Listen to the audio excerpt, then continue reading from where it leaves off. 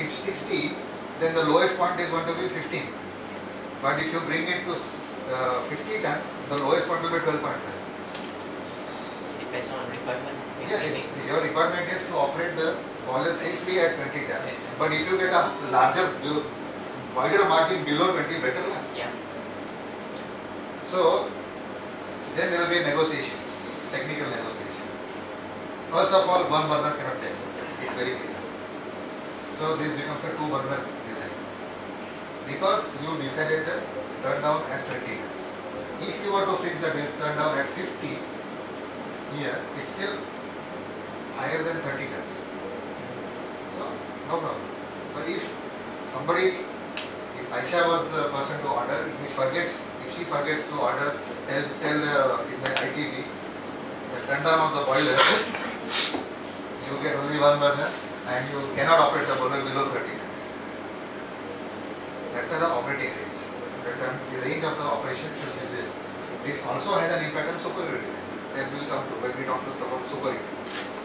So these are the important things here. Sanjay, a question. What is turn down? Turn down. Okay.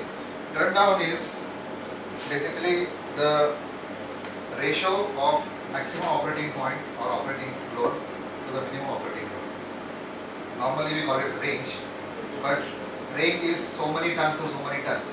Turn down ratio is a percentage value.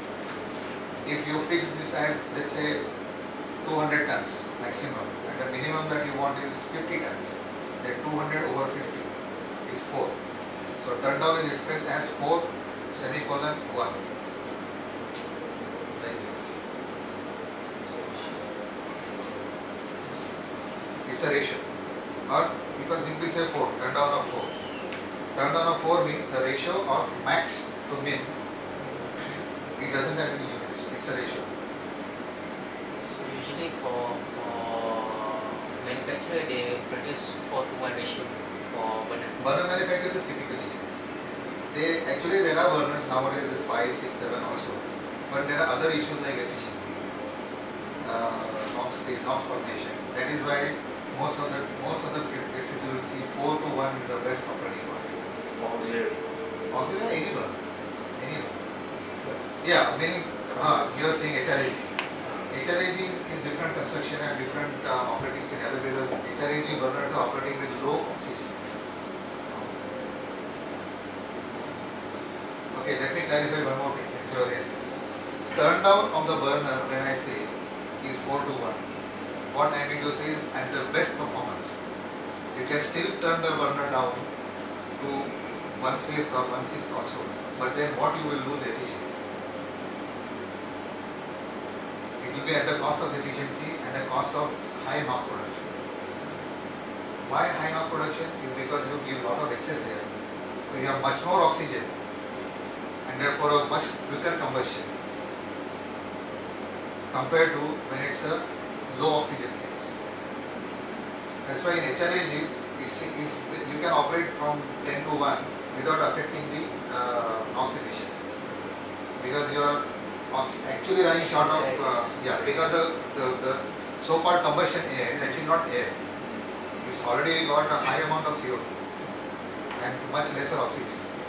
So the temperatures are lower and hence the NOx formation also is lower. In the case of auxiliary boiler, the temperatures are much higher.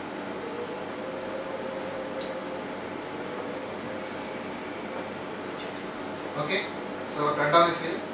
Turn down is not only for turn down is for anything. For example, you drive your car, right? How many of you are manual gear cars? Manual gear?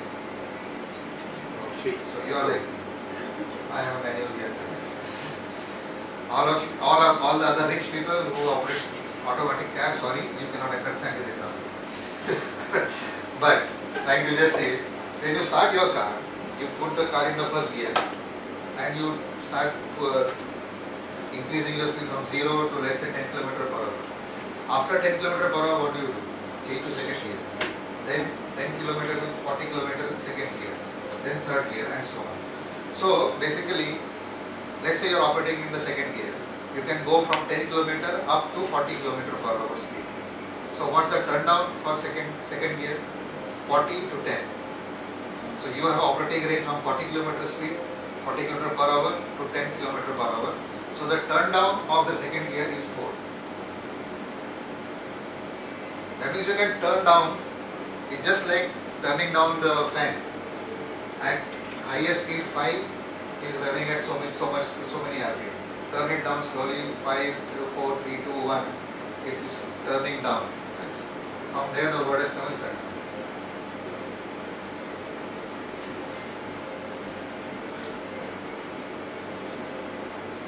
Then the next step is calculating furnace volume required, which is based on VHRR. Now, in the previous case, what we decided was the geometry where the minimum required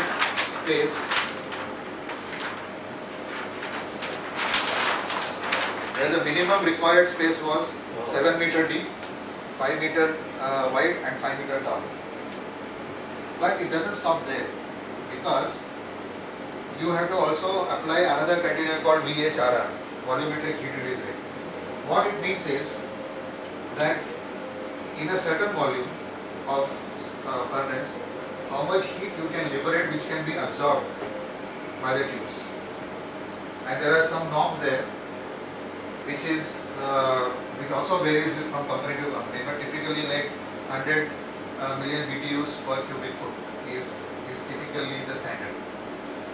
So when you apply that, and because the diameter of the burner, which became the criteria for deciding, this may change. For example, if you have 2 burners for the same heat use, then what will happen? 2 burners will mean you will be somewhere instead of here. You will, when you choose 2 burners, the diameter will again start from here.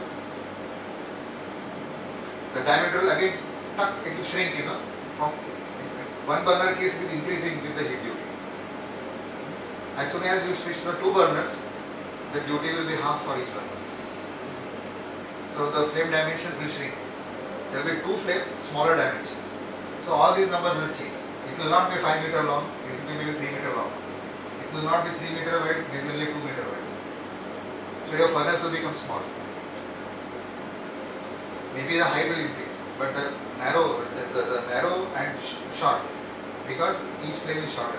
So in order to be sure that you don't get clouded by that smaller dimension of the burners, okay, most of the boiler manufacturers will try to build a furnace small, because that is money again. Bigger furnace means higher number of tubes, more weight, more structure, more everything. So just by, if there is no choice and you have to increase the number of burners, why not take the advantage of building the furnace small? Because the flames are smaller. Correct?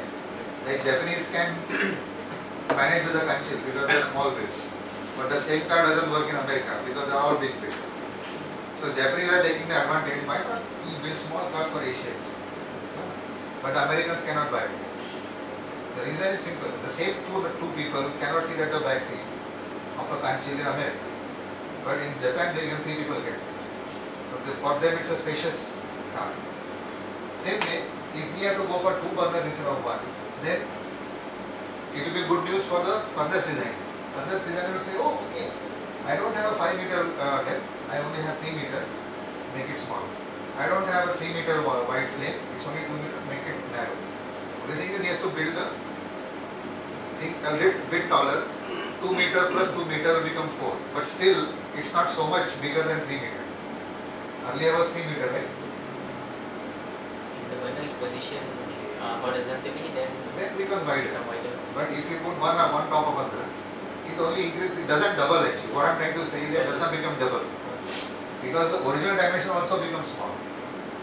So by increasing the number of burners, you might end up having a smaller furnace.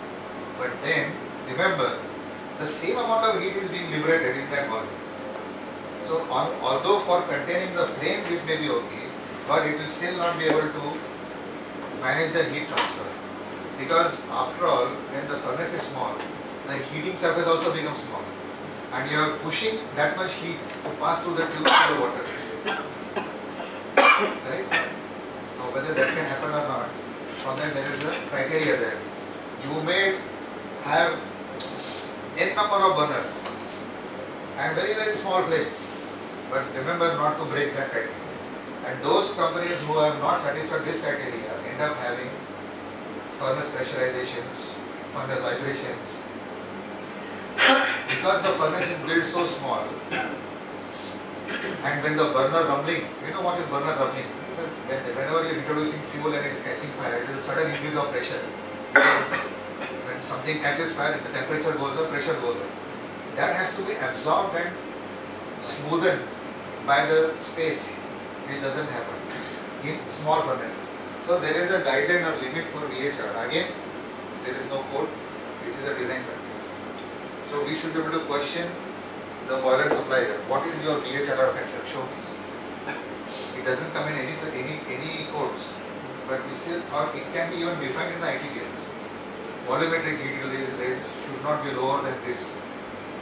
Higher. What is this? Let's say that That's some number. let's say that okay, manufacturer A and manufacturer B, they give each to its own VHR numbers. Yeah, yeah. So which one is better? The lower the better. The lower the better. Yeah. Because it's a ratio of volume. Lower the better. How many kilocalories per cubic meter? So the lower you have, the better. That means the bigger furnace you get. Bigger the furnace. I'm not saying bigger is better. I'm not saying that way. I'm not saying, oh, I am weighing it. Oh, this is 5 kilos. For 5 ringgit, better. Because the other guys only give me 4 cubic feet. This gave me 5 cubic feet. I'm not saying that way. It's because bigger space is more capable of absorbing pressure jerks and fluctuations of or so-called rumbling, burner rumbling. That's why. So that is VHR, and then Sorry to stop, just want to ask, is there any good range of VHR? yeah. In fact, as I said, the normal figures that we use is 100,000 kilocalories per cubic. 100,000 BTUs per cubic feet. 100,000. Yeah. But some people go higher than that. Some people go lower than that. But a good number is supposed to be 100,000. And that again comes by experience. If you do a troubleshooting of any boilers and try to go deeper into the design aspect, and then you realize, oh, this boiler was designed for 100,000 BTU per cubic feet. That boiler in some other plant, similar capacity, similar number of burners, but rated for 80,000. That is running better. So you will learn from that also. The next part is basically now you are coming out of the furnace. As far as the furnace is Sorry, before that, regarding the furnace geometry, in terms of the position of the burners, is horizontal to or horizontal vertical? good question. 3 or 4. Good question.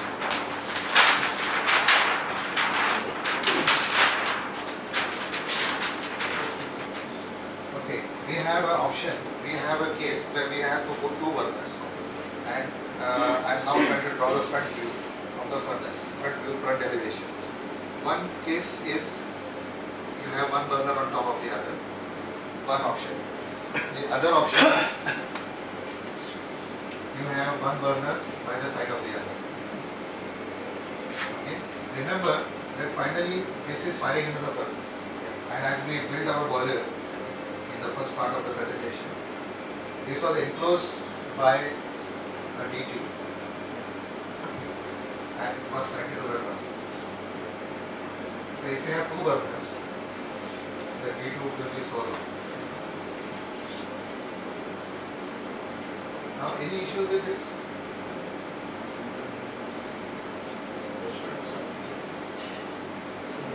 Very should be able to answer that because I didn't mean to stop you from this. I am not that. No, sorry. The Amang's question was, if you have 2 burner design to be fitted in the furnace, is this a better option or is that a better option? This is the furnace front elevation.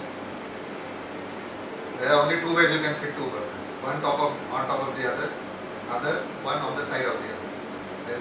That's all. So which one is better? I just try to explain, going back to our first slide where we built the boiler, where the furnace was made out of an extended tube.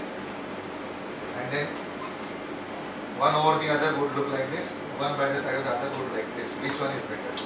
Now what are the criteria that we should apply? Why I said Zairi was, I didn't even know that you were doing anything there on this. My attention because you asked me a question about the head loss, the static head issue. Where is circulation? I heard that Aisha also was mentioning slowly about circulation, but she didn't know why it was circulation. The reason is, this becomes a tall design where we could be approaching the stalling age. The same number of burners too, but these drums will be, or these boiler will be quite tall, and there might be a case, when that case will be, we have to evaluate. It's not that every boiler has to be only built that way, I am not saying that. For the PFK boiler, anybody from PFK? I mean, I know that currently not, but maybe from previous. PFK has a very tall boiler with 3 burner, 1, 2, 3 like this. And it still has 5 drum boiler. But 1, 2, not only 2 but 3rd also. The reason is simple, because the economizer is supplying water at a colder temperature and you can have enough of circulation. So basically, lower pressure boilers will be better for this. Higher pressure boilers will be better for this. As you increase the pressure of the boiler, the load density difference also becomes higher. And higher pressure also means higher circulation, or higher capacity also means higher circulation. So the circulation, natural circulation is brought in not just by the density difference. It also is brought in by the steam being pulled out of the drum. When you are pulling the steam out, there is a space created for the water to go, and the water can only take this circulation path. There is no other way it can go. I mean, it has been pre-made by putting the baffle in the drum. Because you have isolated the risers and downcomers by the baffles. That's why baffling is very important. In the drum you have baffles to make sure that the traffic is diverted. Risers must deliver only upward flow. Downcomers must deliver only downcomer downflow. So even if there is very little difference of density, just because steam is being pulled out, that itself will create a circulation. But put together, if it is not going to be enough, it's more likely to fail in this case rather than this case, because this has got a higher static head to overcome. What would be the disadvantage of the right configuration other than footprint? Right. Other than footprint, the biggest disadvantage will be, you compare this. Now this is your convection bank. As we in the first slide, you apply heat from here. So this is the riser, this is the downcomer. This is like a symmetrical circuit. But one tube we extended like that to make the furnace. Only one tube. Now what happens is, this tube is a much shorter length from here to here. This tube is much longer. So much more surface of this tube is exposed to the fire than this. So if in this tube water starts to boil, let's say at this elevation, the water is coming up like it is coming up like this. At this point it is already coming to boiling point. It starts to form steam, maybe up to here is two-phase flow, and then you get steam here. The same distance is enough for here also. The surface, it's a question of how much heat you are picking up. So here itself the water will turn to boiling point. From here to here there will be two-phase flow, and from here there will be only steam. If it is only steam, you know that the steam specifically is much lower than water, and more so much lower than the heat of evaporation. The heat of evaporation is basically absorbed here. So the steam is not a cooling medium. It is not a good cooling medium. Steam will not be able to take the heat from the fire. So these two will fail. But where there is no choice and you have to build a furnace like that, then what do you do? How do you solve this problem? That's all. That's one part. Price. ISHA's criteria is very strict, cannot permit. Maybe what requires that requires stainless steel tubes, but I cannot because ISHA wants lower price. So what can we do? Cover with reflector. Okay. Yes. Okay. So this becomes a non-working tube, but it only provides for the volume it requires. If required, cover here also. So some people, when I was explaining this in one of my programs in Qatar. Qatar basically you have to turn down your speed by 10 times. Turn down speed. Turn down my speed for the delivery by 10 times. Here if I can cover this in 5 minutes, then it takes 15 minutes. Because very slow and they are not basically not very good absorbers. So after explaining this, I was noticing one particular person, I knew he was not attending at all to me. So I just said, Mr. Sheikh, I want to ask you, and you want to your boiler? He said, yes, inside the boiler. You are the maintenance guy. I said, your boiler, I am sure you have refractory bricks on the floor. He said, yes, yes. I said, why do you have it? He said, for me to walk properly. Same answer also. It's like, How is it? my answer is the same. What's the same? The Oh. first time people ask me. First, okay, but not after speaking the class. So, the reason we have reflected is not that it's for you to lay a carpet on it and walk. It's basically to make that tube inert in or non-contributing in heat absorption. Okay. So much about the furnace. I just explain about our boilers. We have bricks bottom. Earlier, right? That's right. It's exposed. The tubes are exposed. On the side and house boiler. So basically the reason is that by covering this portion, I mean again it's not to say that after covering the refractory, the exposed portion here and exposed portion is equal. No, I am not saying that. I am just trying to say that the exposed portion of this long tube is still within the limit of evaporation and the steaming will not start to happen here. It may still have, it may happen somewhere here, but it's still okay. I am not trying to, you don't go, next time don't carry a tape inside and measure. Oh, this tube 3 meter, this tube until here refractory, but this is 5 meter. Oh, Sanjay was wrong. I am not saying that they will be exactly equal, but independently if you calculate the heating index, independent of this, and if you find that this tube is too long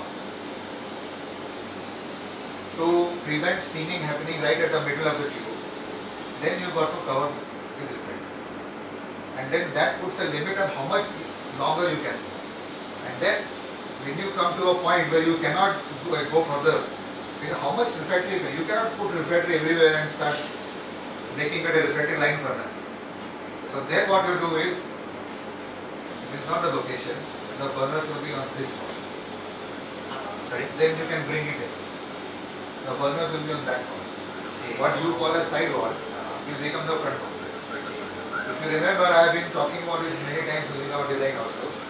Is the fire parallel to drum fire pan or is the fire perpendicular to drum? now In our boilers, fire I don't remember in what context this. parallel. Ours is fire Parallel. parallel to drum. In this case, since you cannot, there is a limit to how much you can widen, no? You cannot, I mean, there has to be, should look like some boiler, or it shouldn't look like a. So, then what you do is, since usually this dimension along the side wall is quite long, so you choose that as the firing wall.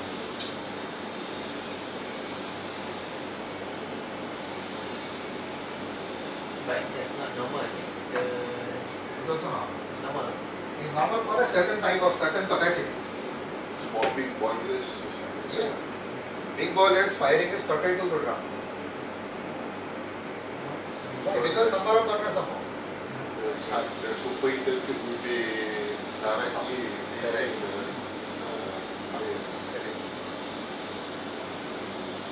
So it's all about meeting the thermal specifications and the mechanical specifications or mechanical geometry limitations. So this is called sidewall fired furnace. This is called front wall fired furnace. Or sometimes to avoid confusion between front wall and side wall, because some people will call that as front wall, some people call that as front wall. That's why the best common terminology is the firing perpendicular to drum or is the firing parallel to drum. Now if this question is asked anywhere in industry, if you go anywhere, now you will know what is the background for this. If you are firing perpendicular to drum, you can definitely be sure there are at least 3 or 4 burners, minimum. Otherwise there is no reason why it should be on the side wall.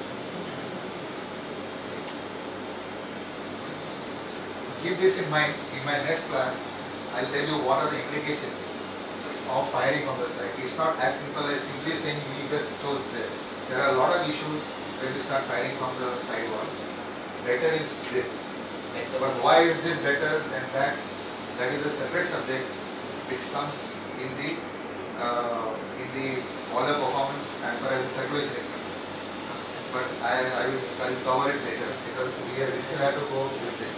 I think it's taking much longer than I was thinking. But if it is interesting to you, I have no problem. Okay. And we haven't gone through that. Oh, sorry. Okay, FEGT is furnace exit gas temperature. Now, when you have a boiler, I am drawing the plan view, typical boiler that we have. Here is the furnace in which you fire the burners are here. You fire like this. The flue gas is turned back. This is the generating line. And the flue gases come out and go to an economizer and go to the stack. This is typical firing parallel to drum. The drums will be on top of this. What is located here? The superheater.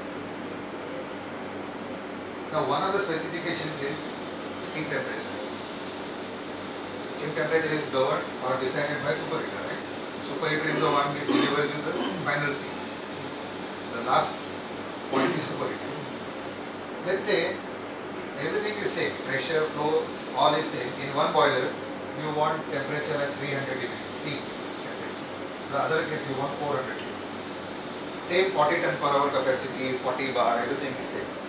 But one boiler requires 400 degrees centigrade steam, one boiler requires 300 degrees centigrade steam. What will you think of the superheater? What is smaller? Smaller and bigger in terms of surface. Now, I have one more question. This 300 degrees centigrade is required for a load range of 40 tons per hour down to 10 tons per hour.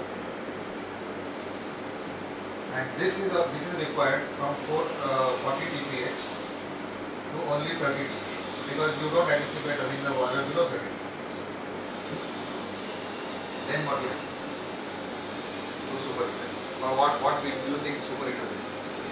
Between these two it was very clear, smaller and bigger. But just by increasing the turn down, what will happen? I mean now I am not comparing this and this, now I am comparing vertical. This case, or say this case, 40 to 10 and 40 to 30, these two cases, let's say. Which one is smaller, which one is bigger? Whatever you want to tell, whatever comes to your mind. Okay, let me not confuse you. Same temperature, but in one case you require turn down of only 40 to 30 operating rate. In the other case you require 40 to 10. There are two separate designs now, or two separate requirements. Same temperature, 400, same pressure. Only thing is the load range required is 40 to 30 in one case, other case is 40 to 10. Which superheater will be bigger, which will be smaller? 40-10 will be bigger. Why?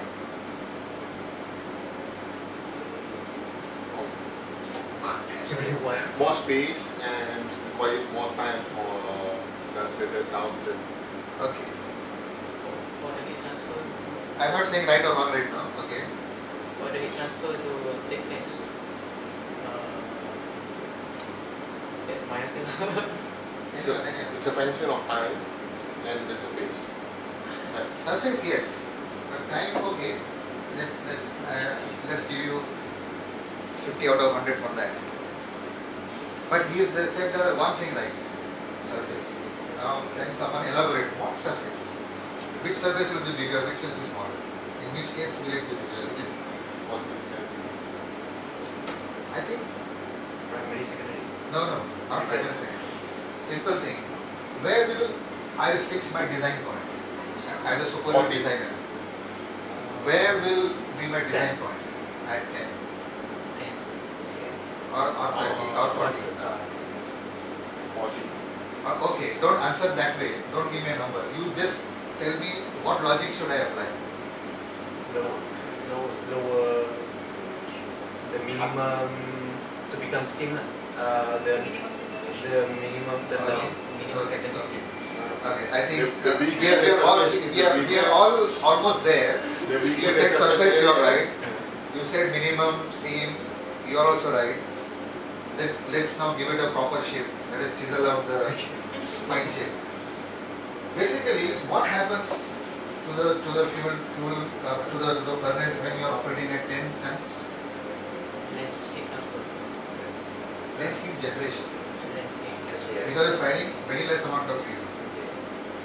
So the temperature of gas coming here also will be smaller because the furnace is sitting there absorbing all the heat. When you produce less heat by burning less fuel, basically there will be a drop of the temperature of flue gas coming here. It's just like when you are having a vessel on the gas stove, you turn down the burner to minimum. Why does the whole thing looks like as if it is turning down on heat transfer, boiling time, everything?